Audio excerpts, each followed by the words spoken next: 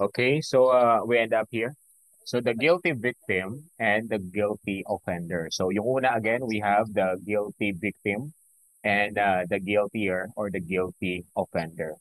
So ibig sabihin, victim and offender may have engaged in criminal activity together. So the guilty victim and the guilty offender. So ibig sabihin, they end up or they are involved in the criminal activity together. So yung isa, the guilty or victim or the guilty victim and the guilty offender. Ibig sabihin, there is a possibility 50% ang contribution ni victim sa kanyang victimization. Si guilty offender naman, of course, 50% rin. Kaya naging accused siya or naging offender siya sa crime. So again, the guilty victim and the guilty offender.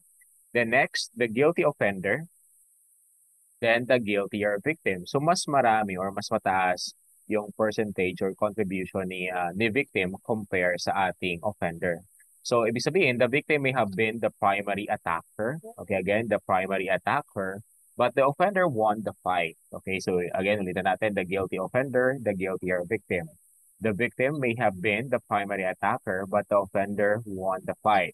So guilty victim, the victim instigated a conflict but is killed in a self-defense, di ba? Kapag you instigated, ibig sabihin, ikaw yung nag-initiate ng conflict or ng action na yan. So then namatay ka because of self-defense or napatay ka niya because of self-defense. So parang ginano mo lang siya, ikaw yung nag-initiate ng tapos nung nag-response siya, then mas mas mataas pa yung tinatawag natin na violence na binigay sa'yo. So that is the guilty offender and the guiltier victim. Again, dito sa guiltier offender and the guiltier victim, the victim is the one who instigated the conflict but is killed in the self-defense. So again, napatay siya because in the event of self-defense. Ibig sabihin, yung offender class is pinoprotektahan niya lang yung sarili niya from the attack na nanggaling sa victim natin. Then later part, parang bumaliktad, 'di ba? Yung event. Okay, parang katulad ng self-defense. Hindi ka 'di ba pwedeng hindi ka pwedeng mag-claim ng self-defense kapag you instigated, ibig sabihin you started the crime. Hindi ka pwedeng mag-claim ng self-defense yan kapag ikaw naman yung nag-initiate ng criminal or ng criminality.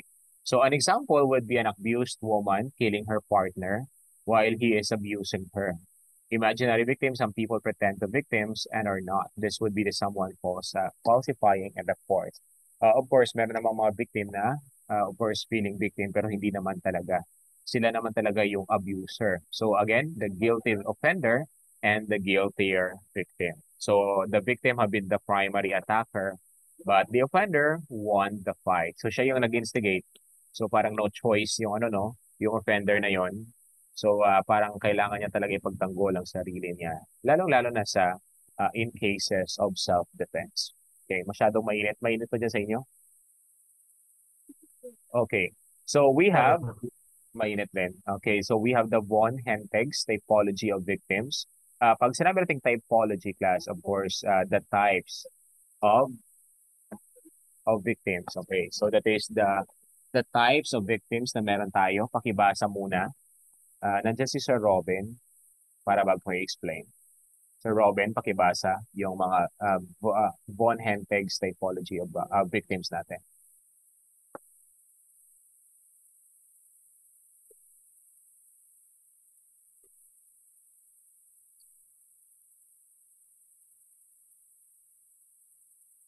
Ay, nandyan pa ba si Sir Robin? Wala. Sige, Sir Robin, pakibasa.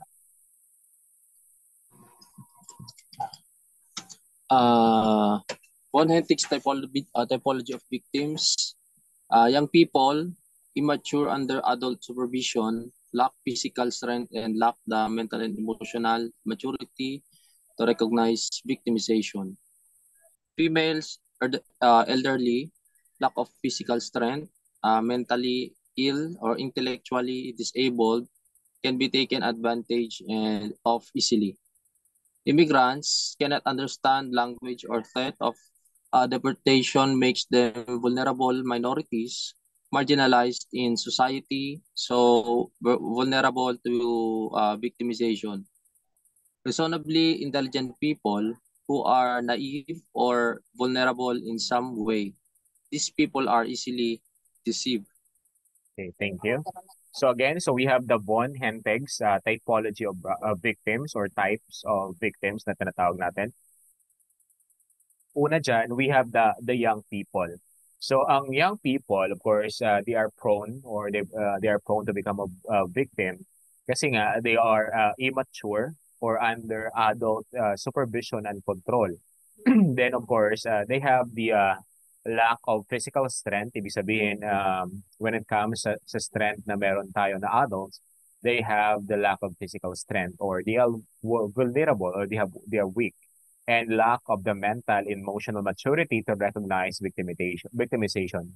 Hindi nila ma-determine na nagiging victim na pala sila. So, ibig sabihin, they are not 100% aware. So, kasi nga, they are young, they are immature, they have the lack and of mental and emotional maturity. So, ang tawag natin doon na Von Hentig's typology of victims is the young people. So, ayan, young people. Pangalawa, the females or the women and slash elderly.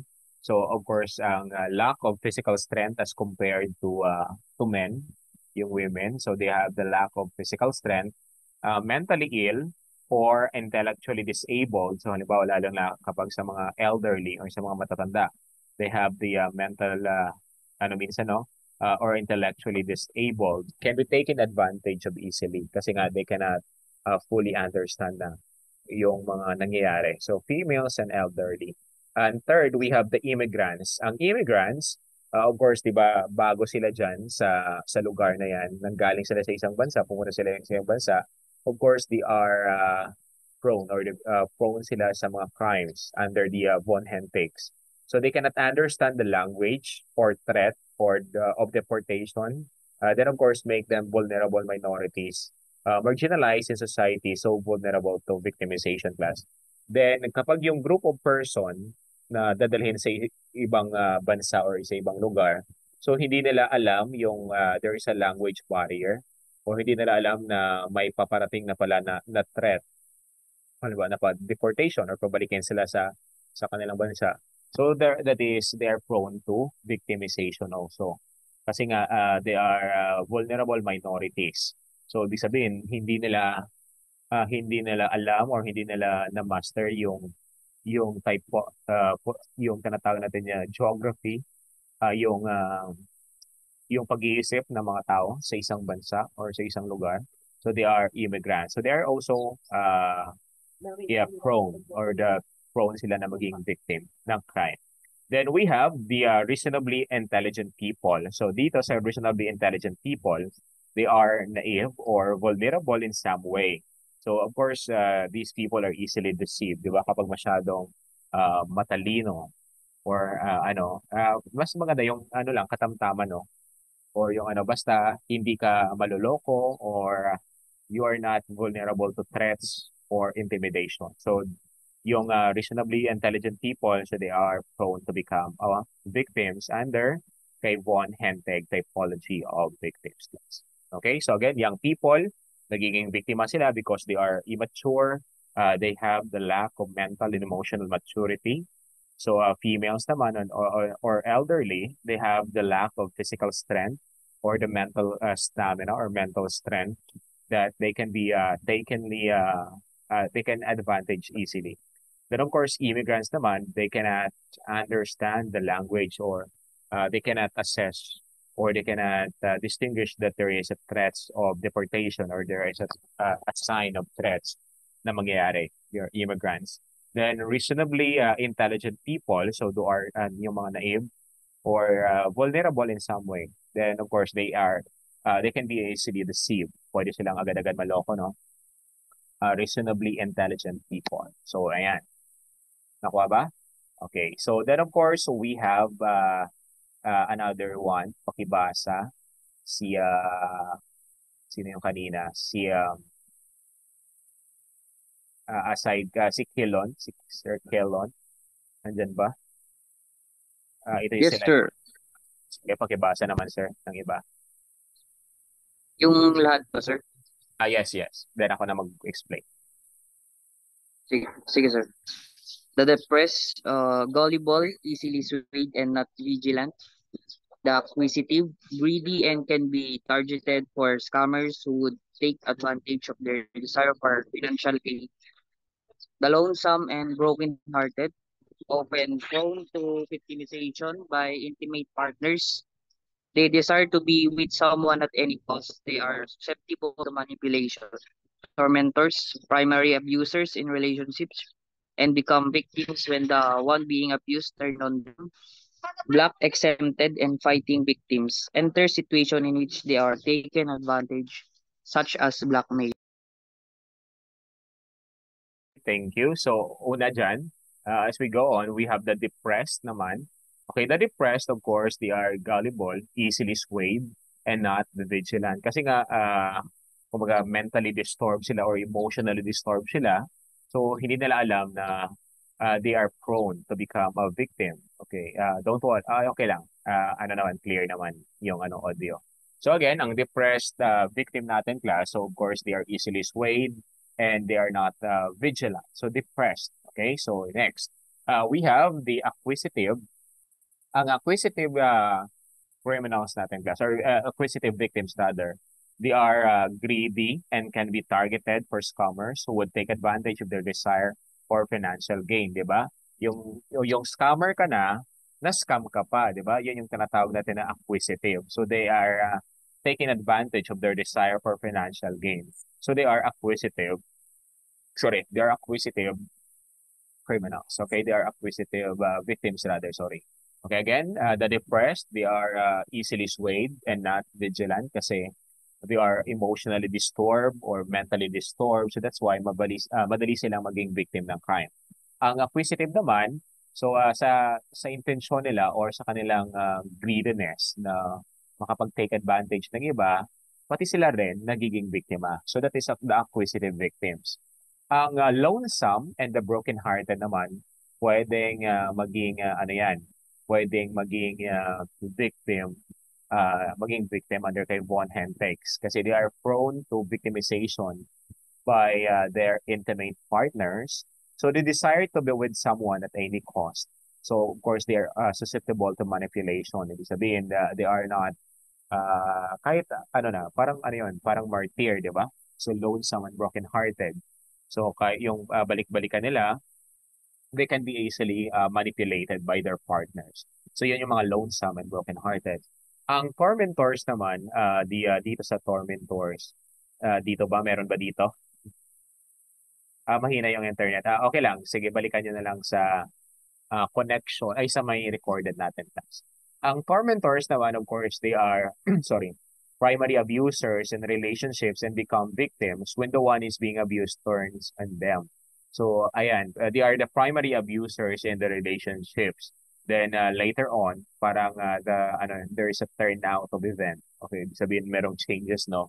Yung primary abuser, siya na yung nagiging biktima. Okay, parang parang ano ito, parang nag-change change setting or change tinatawag natin na side. Okay, so that is the tormentors. Then we have the black exempted and fighting victims. So they are and they enter the situation which they are taken advantage such as blackmail. So ibig sabihin kapag may mga ano sila magkarelasyon sila tapos may pang-blackmail siya naghiwalay. So they are black exempted and fighting victims. So ibig sabihin kaya naman talaga nila lumaban but they are taken advantage or they are blackmailed. So that is they are black exempted and fighting victims. Nakaba niyo? Again, ulitin natin. Pag sinabi nating depressed victims, they are gullible, easily swayed, and not vigilant, that they are prone to become a victim. Kasi nga, they are emotionally disturbed or not mentally present. Di ba? Of course, kasi kapag depressed ka, no, hindi mo na alam yung ginagawa mo or hindi mo na alam kung yung nakapalibot sa iyo ay totoo yun. Di ba? Depressed. Ang acquisitive naman, of course, they are greedy because of their financial desire. to take advantage others, they're also taken advantage by other scammers. Okay, kaya yung acquisitive yan. Then the lonesome and the broken-hearted, of course, they are prone to become a victim by their intimate partners or in the intimate relationship. Kasi nga they are susceptible or they are prone to manipulation by their partners. Ang tormentors naman, of course, they are the primary abusers in the relationships and become victims when the one being abused turn and then. Okay, so sila yung palaging yung nang-under or sila yung nagbibigay palagi ng violence. But then turn out later on na sila na yung naging biktima. So tormentors yan. Then we have the black, exempted and fighting victims. So of course, they are blackmailed, may pwedeng gamitin laban sa kanila. Okay, so they enter in the situation where they are taken advantage by other people. So that is black, exempted, and fighting victims. Naka ba? Nasundan ninyo? Nasundan, class? Okay pa ba kayo dyan? Yes, sir. Okay, so ayan. So diretso tayo. Okay, so we have what we call the victim precipitation. Pakibasa muna. Siguro. Si Anthony Valencia. Anthony Valencia, nandyan ka. Yung hapon, coach. Sige, pakibasa pang yung hapon. Victim precipitation is a controversial theory asserting that victims sometimes initiate the action which lead to their harm or loss. Passive precipitation occurs when the victim exhibits some personal characteristic that unknowingly threaten or encourage the attacker. Active precipitation refers to those situations in which the victim directly provokes the offender. This provocation can range from insult to physical assaults. Okay, thank you. Okay, so thank you. So again, pag sinabi natin victim precipitation, tandaan nyo ang ang point ng victim precipitation that victims sometimes initiate the actions which lead to their harm or loss. Ibig sabihin, sila yung nagsimula, sila yung nag-start ng action, kaya nagiging biktima sila sa huli. So ang tawag natin doon is the victim precipitation. Then ang victim precipitation, nahati yan sa dalawa class. We have the passive precipitation and then the active precipitation. So dito sa passive precipitation class, it occurs when the victim exhibits some personal characteristics that unknowingly threatens or encourages the attacker. So unknowingly class, unknowingly threatens or encourages the attacker. So halimbawa, 'di ba maraming hindi yung babae unknowingly hindi niya alam na yung pandanamit niya or sinusuot niya is nati-threaten pala or it encourages or nagkakaroon na nabubuhay yung ibang tao sa paligid niya. Kaya nagiging biktima siya ng rape. Okay? So that is passive precipitation class. Unknowingly, or ibig sabihin unconsciously, hindi niya namamalayan na nagiging cause pala yon yung pananamit niya, pananalita niya, or yung galaw niya. Unknowingly class, they threatens or it encourages the attacker. Halimbawa sa rape cases, it encourages the rapist na ganon. Okay, gawin sa kanya yon.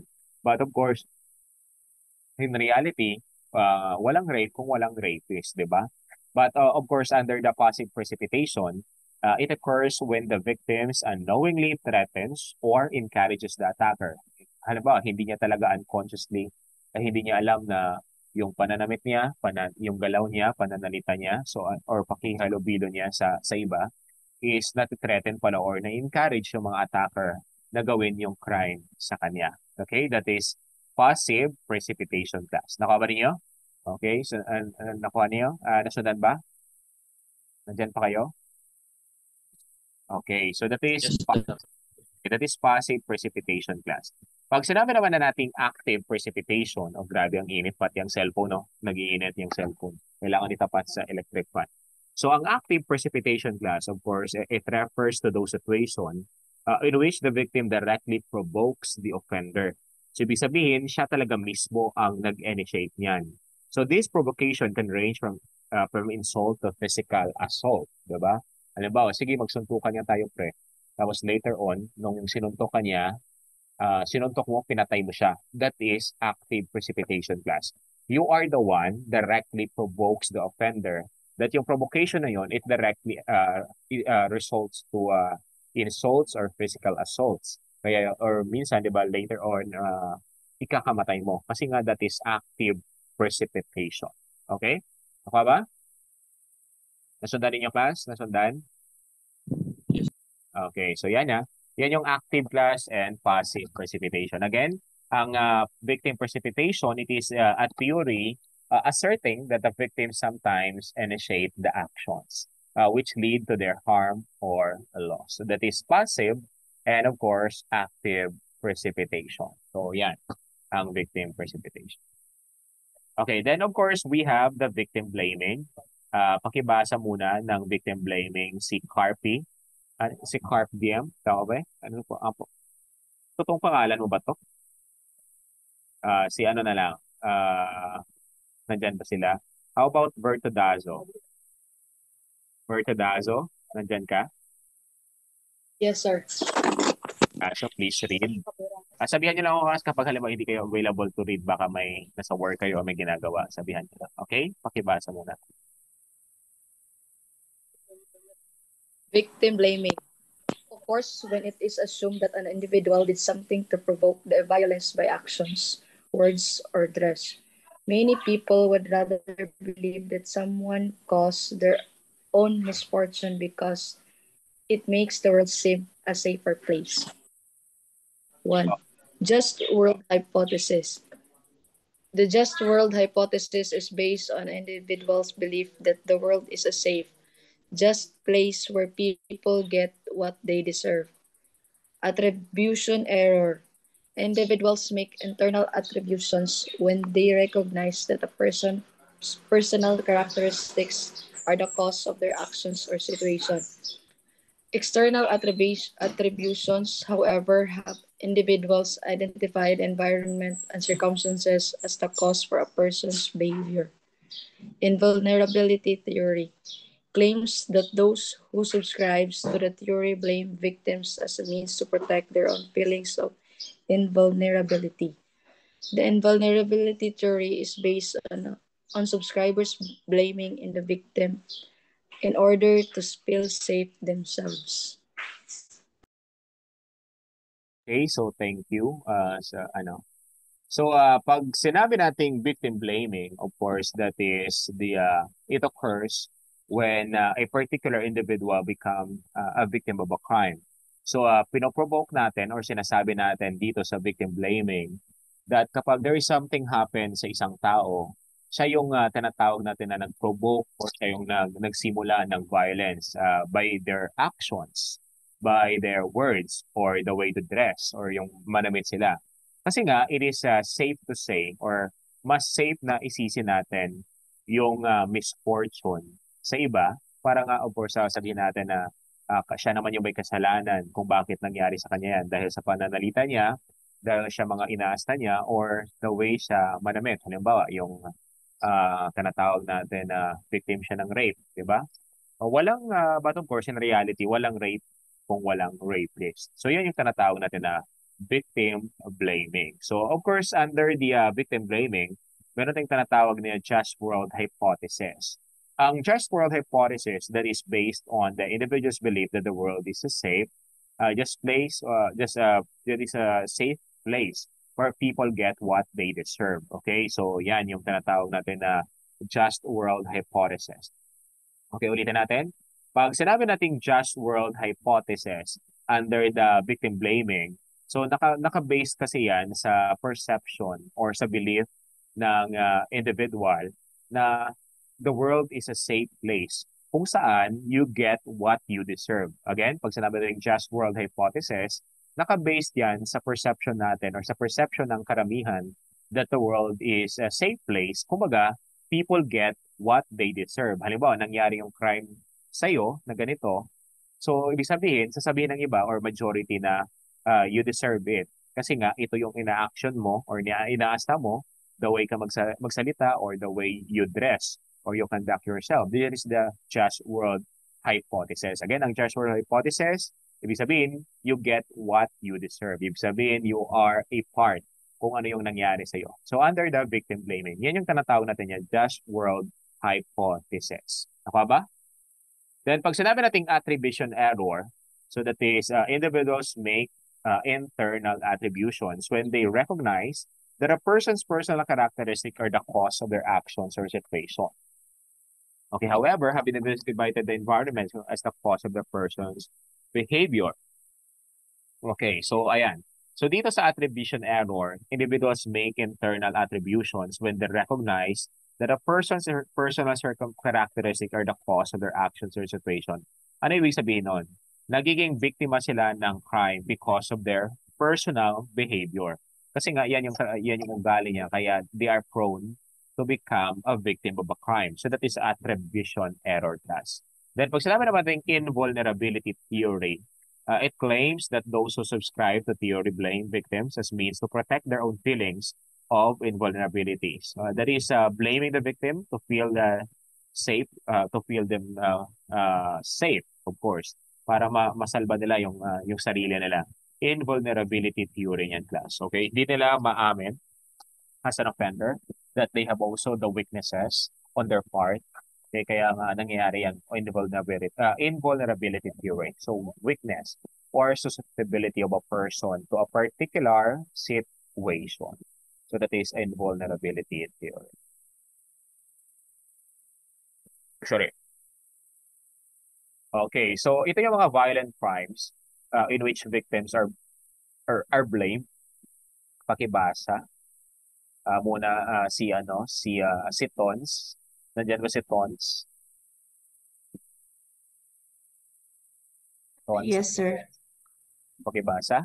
Yung violent crimes. Lahat, sir. Yes, then ako na mag-explain. Lahat, sir. Yes. Violence against women. Sige, okay. Male offenders often use external attributions to justify their abusive behavior. They may blame their partner or claim that they deserve the abuse because of their offensive personality. Sexual assault. Adult female victims of sexual assault are often blamed for being provocative, seductive, suggestive, teasing, or asking for it. Sex trade workers. The war stigma or the idea that women labeled as whores are somehow disposable or less human is common. Those whores got what they deserve. Homicide. Losing a loved one through an act of violence can be devastating for a family. No one can ever be prepared for such a loss, and no amount of counseling, prayer, justice, restitution, or compassion can ever bring a loved one back. Okay, thank you. So ito yung mga violent crimes which involves in which victims are to be blamed or sila yung sisihin kung bakit nangyari yan. Una dyan, we have the violence against women. So ang violence against women, of course, male offenders often use the external attribution to justify their abusive behavior. Ibig sabihin, they blame their partner, halimbawa in their relationship, they blame their partner or claim that they deserve the abuse because of their offensive personality. So that is violence against women. Ibig sabihin, isisisi nila sa babae or sa kanilang partner in particular yung kanilang abusive behavior. Kumbaga, yung partner nila is deserve kung ano yung abuse na nagawa nila. So under the violence against women. In the sexual assault naman, adult female victims of sexual assault are often blamed for being provocative. They are seductive, suggestive, teasing, or asking for it. That's why binigay ng nila yung gusto nila. Okay, so that is sexual assault. In the sex trade workers naman, of course, yung mga prostitutes or of course the idea that women labeled as worse and of course somehow disposable as human. Those yung mga prostitute natin got what they deserve. Okay, under the sex trade. workers. Then ang homicide, of course, losing a loved one through an act of violence can be devastating for a family that no one can ever be prepared for such loss. And no amount of counseling, prayer, justice, restitution, or compassion can ever bring a loved one back. So, of course, that is already understandable. So they are the violent victims, violent crimes in which the victims are blamed because, of course, of their contribution, because of their actions.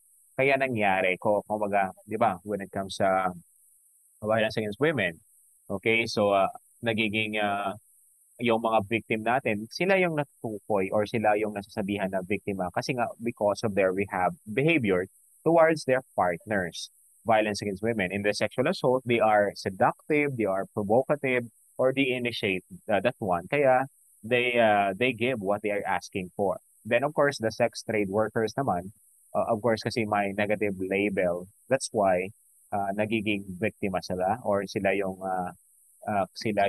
tinatawag natin na palaging sinisisi. Then ang homicidal, of course, the homicide is because namatay sila or pinatay sila because of their behavior also. Okay, then of course, ang homicide is a serious crime as well. So that is the violent crime in which victims are blamed. Then of course, so we have the victimless crimes, then victim-offender relationship. Pakibasa nga si si Sir Victor Binsurto.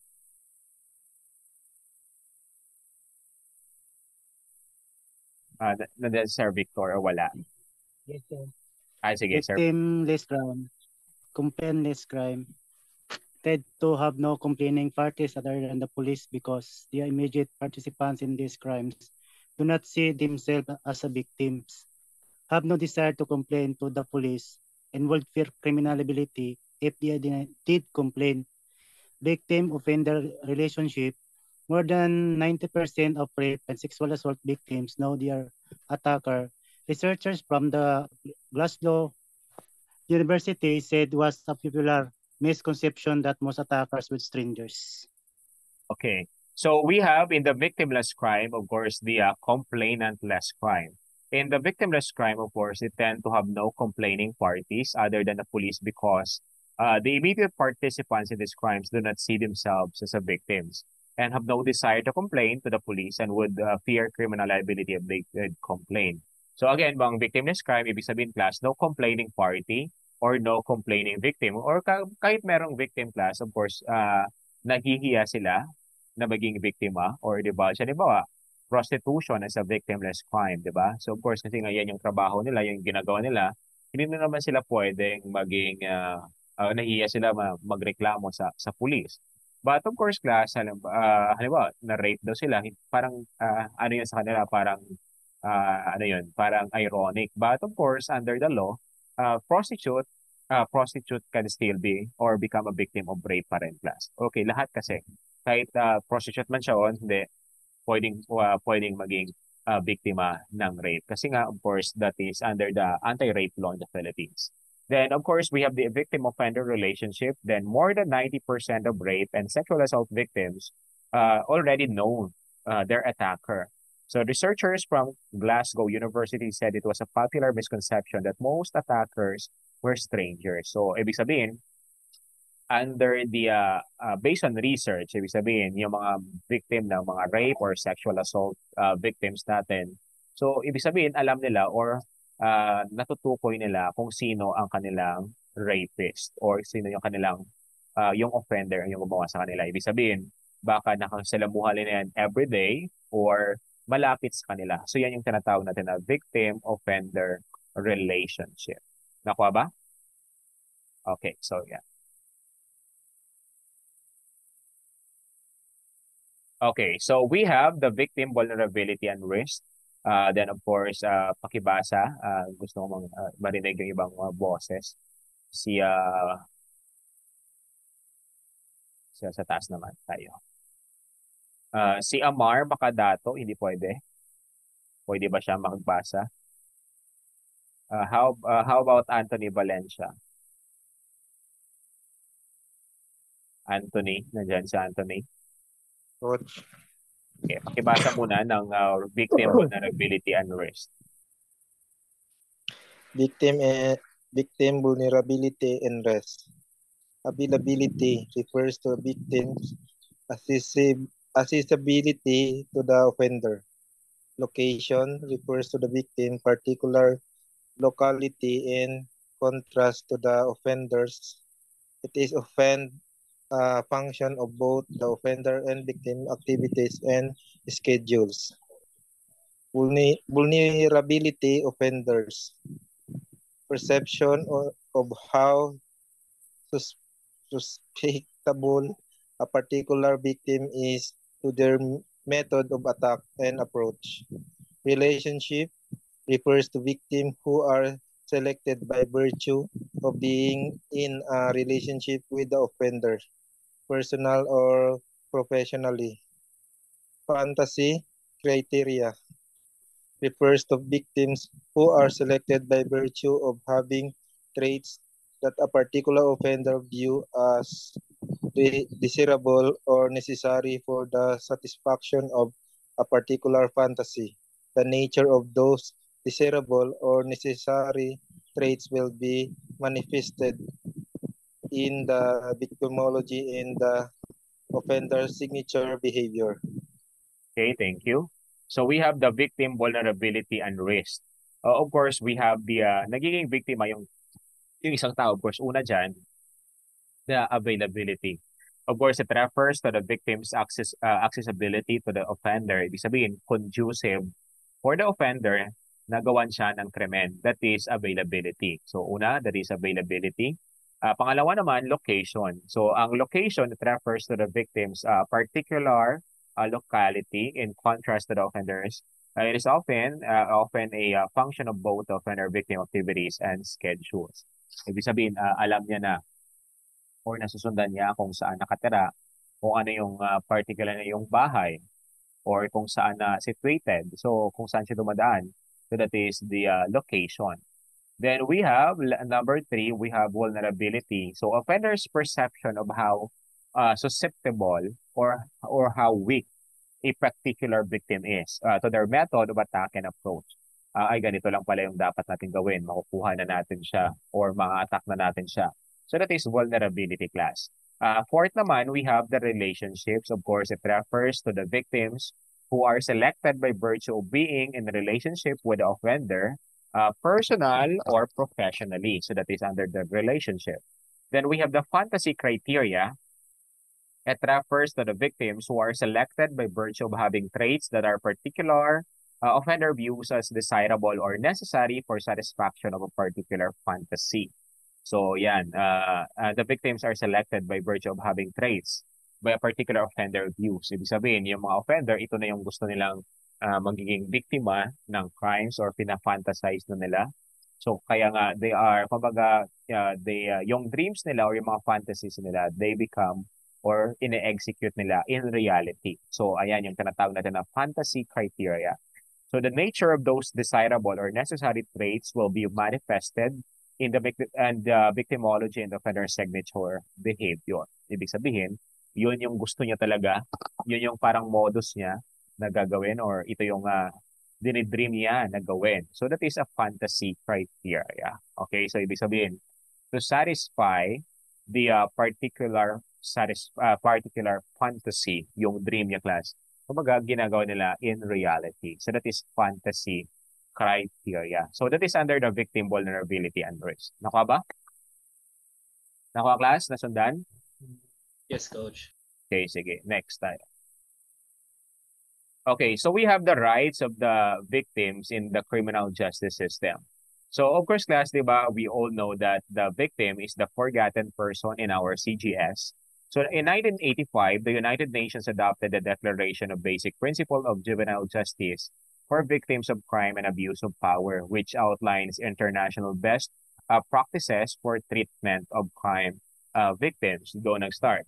Then number 1, the rights to be recognized by and treated equally before the law. Of course, under the Constitution class, we are all equal before the law, whether you are an accused or whether you are a victim. So we have the equal protection of law. Okay, then of course, number 2, a right of non-discrimination. Kung ano man yung race mo, ano yung saan galing ka na ethnic group. So dapat walang discrimination when it comes sa ethnic or status ng buhay. The rights to a remedy and to access to justice, and of course the right to due process. Okay, so yan class yung mga gagawin natin. So we have the other important rights of the victim. Una dyan, the right to be reasonably protected from the accused, diba? So dapat there is no further victimization or there is no further assault na mangyari. So that is very important. Second naman, the right to reasonable, accurate, and timely notice of any public court proceeding or any parole proceeding involving the crime or any release of escape of the accused. So, ibig sabihin, dapat ma-access niya yun or fully informed siya in case there is a proceeding involving sa kaso niya. Then third, the right not to be excluded from any such public court proceeding unless the court, after receiving clear and convincing evidence, determines the testimony by victim would be materially altered if the victim heard another testimony at the proceeding. So dapat class does not exclude. Ibig sabihin palagi dapat siyang present unless na lang there is a convincing evidence presented by the court na nagpapatunay na hindi naman talaga siya biktima or siya yung tinatawag natin na offender or siya naman talaga yung may kasalanan sa crime. Okay, that is the other important rights of the victims. Number 4, the right to be reasonably heard at any public proceeding in the district court involving release, plea sentencing, or any parole proceeding. Of course, dapat always kailangan niyang ipagtanggol ang sarili niya. Okay, so yan yung tinatawag natin the right to be reasonably heard.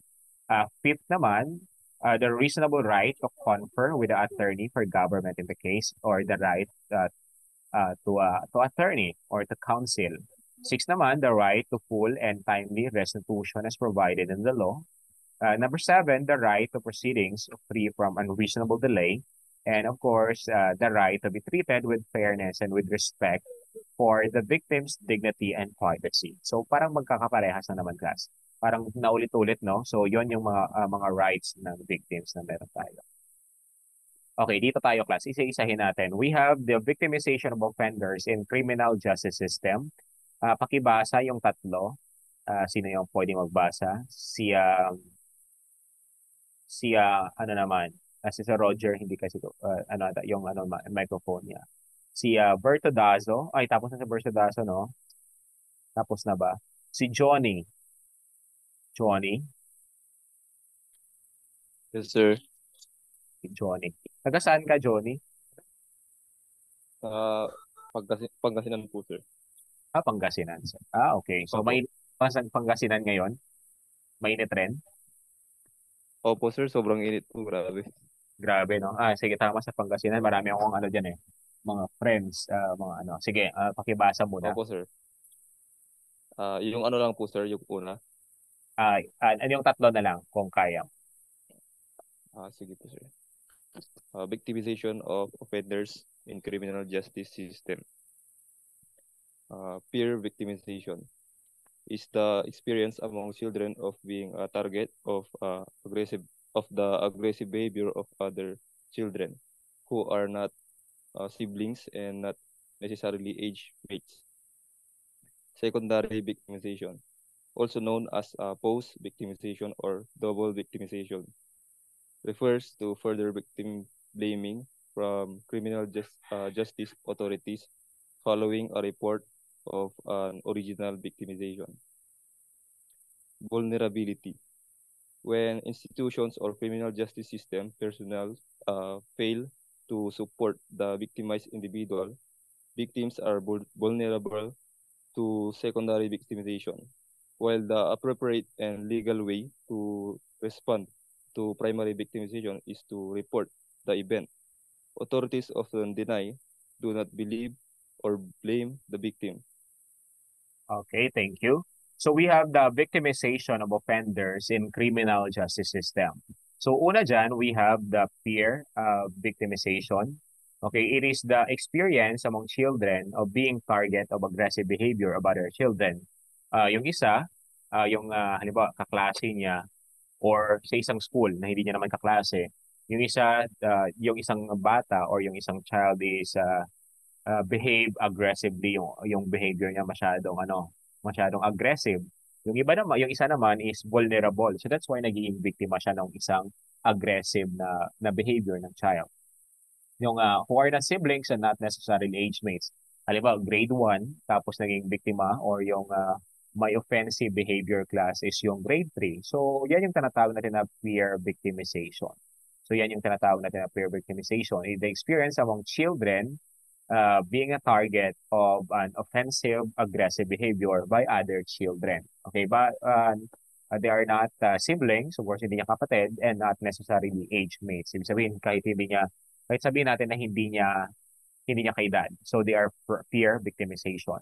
Then we have the secondary victimization. Tinatawag natin yan na post-crime victimization or double victimization. So ayan, it refers to further victim blaming from criminal justice authorities following a report of an organizational victimization. Halimbawa, they reported a crime sa police natin or sa law enforcement officers natin. Then instead of helping them, sinisi pa nila yung biktima or yung nag-report noon na naging biktima sila ng crime. So that is a secondary victimization.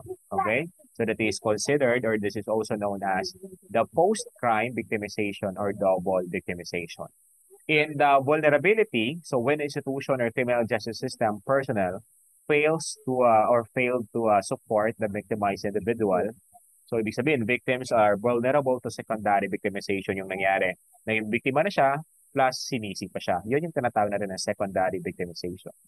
While the appropriate and legal way to respond to primary victim is to report the event, then of course authorities often deny, do not believe, or blame the victim. That is in the study of the Campbell-Raha in 2005 and 1999. So again, vulnerability.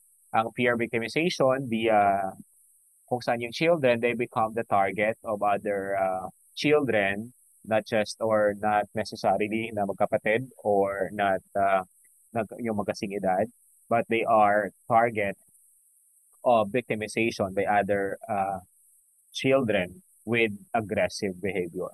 While ang secondary victimization naman, that is post-crime victimization or double victimization, kung saan instead of helping them, so sinisisi pa or sila pa yung sinisisi ng law enforcement officers na nangyari yan sa kanila. So that is what they call the secondary victimization.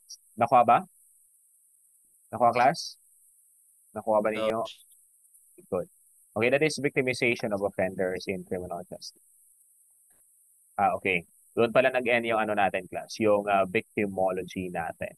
Okay, so of course, tandaan nyo lang pag sinabi nating victimology, that is the study that focuses, class, on the victim, the offender, and of course, kung ano yung contribution niya in the victimization. Pag sinabi natin the penal couple in victimology, of course, si offender and si victim. So, of course, victim is considered as the forgotten person in the CJS. But pagdating sa restorative justice naman, si victim naman ngayon, class, ang tinatawag natin na pinaka-highlight ng ating restorative justice system. Okay? So that is the victimization of offenders in criminal justice system. Okay, so muna tayo? Mag-break tayo ng tapos na kasi ang victimology. I-end natin yung discussion natin dito. Then after that, babalik tayo for criminal law para hindi mahalo yung ating discussion. So para ma-identify. Kasi yung una dati kasi nahahalo natin. So ayun, yun yung victimology class. So nakasummarize na yun. So hindi na kayo mahirapan. Babalikan nyo mamaya ang discussion natin.